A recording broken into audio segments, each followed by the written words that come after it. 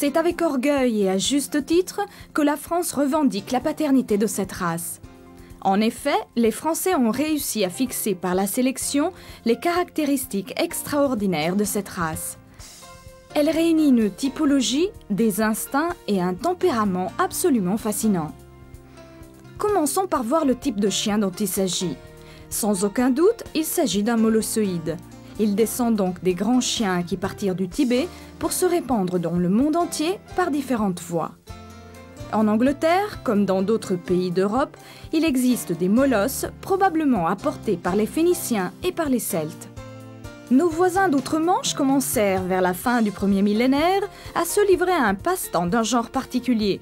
Il s'agissait d'assister aux combats de chiens contre un ours ou d'autres animaux. Ce spectacle s'appelait le bullbiting et passionna bien vite toutes les classes sociales, des plus humbles aux plus riches, jusqu'à la famille royale. Les chiens destinés à ces combats s'appelaient des bulldogs. Les combats continuèrent au Royaume-Uni jusqu'en 1835, quand, enfin devenus impopulaires et détestés par la plupart des Anglais, ils furent interdits par la loi.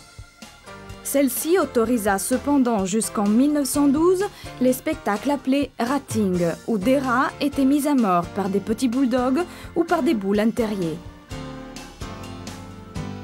En 1860, de petits bulldogs firent leur apparition à la première exposition canine qui eut lieu à Londres. Les nombreux exemplaires exposés possédaient des caractéristiques homogènes, mais ils avaient des oreilles dressées ou semi-dressées ou en rose. Lors des manifestations suivantes, des classes furent établies en fonction du poids. Généralement, c'était inférieur ou supérieur à 18 ou 20 livres, environ 8 à 9 kilos.